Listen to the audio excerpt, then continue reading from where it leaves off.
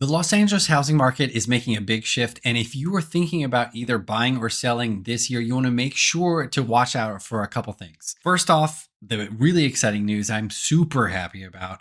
Mortgage rates are finally starting to come down. As of today's filming, they're at 6.8%.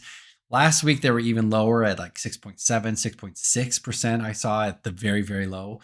But that is way better than most economists are expecting. In fact, most economists are expecting that the interest rates are going to go to 6.5% by the end of this year. But having said all that, the Trump administration's tariffs could really, really affect our economy. They could affect housing costs. So this is a watch and see kind of situation because we don't know what is actually going to happen. So make sure that you like and subscribe to follow up on all Los Angeles housing market. But the good news is if you are a buyer and you have been waiting for these interest rates to start coming down, this is a really good sign for you. Plus, we also have some more inventory coming on the market. So there's a little bit more selection for buyers. So keep that in mind.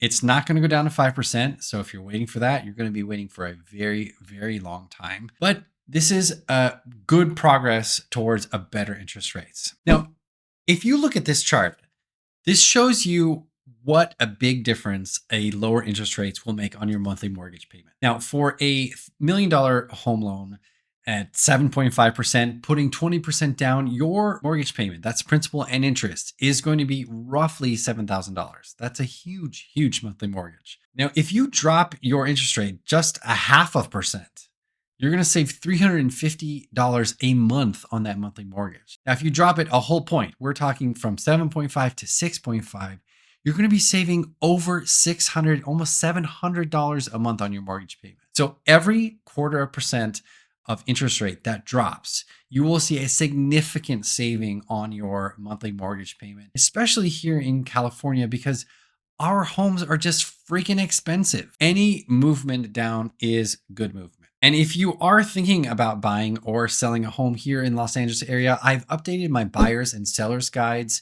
for 2025. So just click on the link down below. I'll email you over a free copy. It'll explain the entire process and all the things that you need to know to either buy or to sell a home here in the Los Angeles area.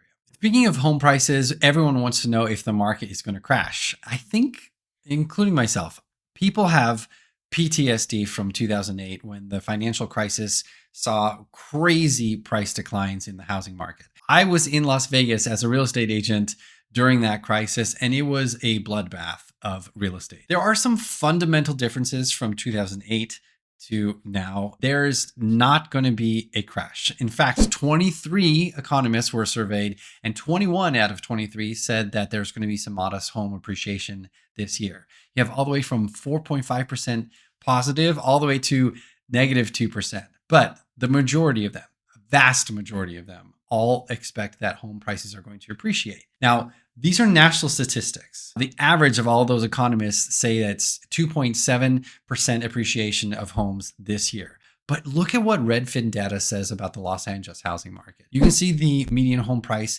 for February was $1,082,000. That is 9.4% higher than it was last year. That is significantly more than what economists predicted nationally. And I see this happening over and over again. Los Angeles tends to beat national statistics. We have 10 million people in LA County. Like, there's a lot of demand here and a lot of industries here. There is so much activity here that it tends to overshadow what is happening nationally. So just keep that in mind. In fact, I want to show you some statistics for Silverlake and Echo Park area.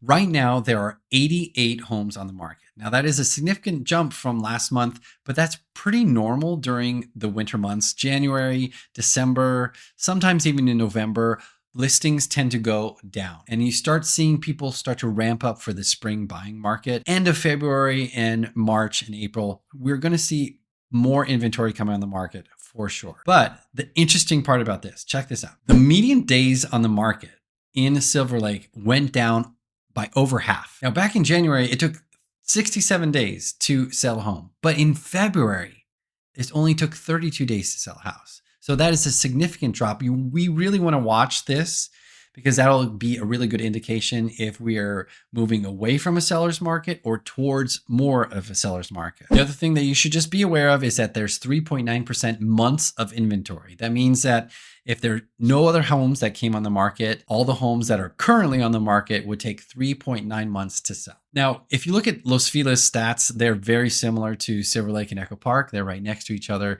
The active homes on the market is 57, which is up from 47 in January, which again is typical. December, January, you see the least amount of new listings. The interesting part about Los Feliz is that they're also dropped days in the market. So back in January, it took 70 days to sell a home, but in February, it only took 38. So that is a trend in both of those areas. And that's one thing that you really need to be aware of if you are thinking about selling your home right now. How long is going to take on the market? How many months of inventory there is? Pricing is really going to be important in 2025, because if you overprice your property, thinking that it was back in the pandemic days, that your property is going to stay on the market a lot longer. And if it stays on the market a lot longer, what do most buyers think?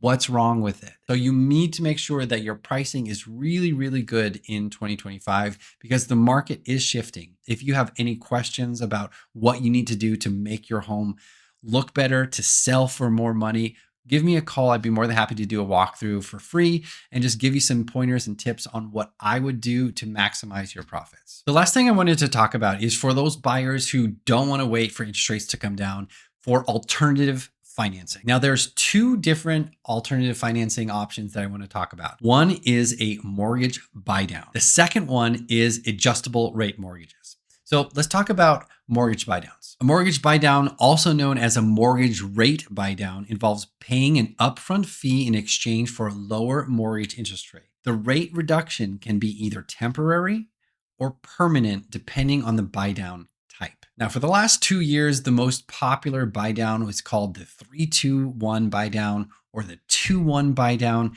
Basically, it's subsidizing your mortgage, and hopefully your seller that you're working with will actually contribute to that. Now, I've had this happen on a couple transactions, and basically you buy down the interest rate for 3 points for the first year, 2 points for the second year, 1 point for the third year, and then it goes back to the actual mortgage payment. This is a good way to lower your mortgage rate pretty immediately until you're able to refinance at a later date for a permanent fixed lower rate. Now, sometimes you can get a seller to actually make a contribution towards your closing costs, and you can use this type of buy down program. Other kind of buy down rate is a permanent buy down rate. And this is when you pay an upfront fee and it is a fixed rate. Now, you're not going to have anywhere near the kind of swings from interest rates from 7% to 4%. You might get a half a point. You might get a whole point, but it all depends on how much you're willing to put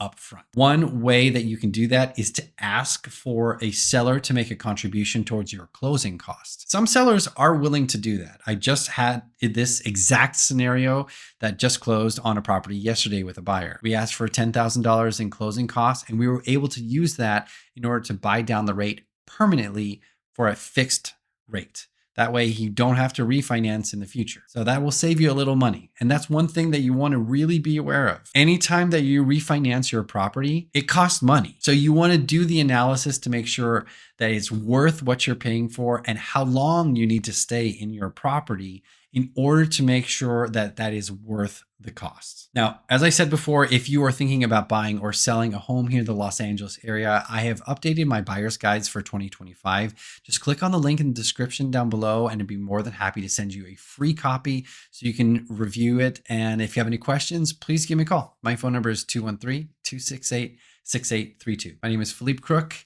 investing in your dreams.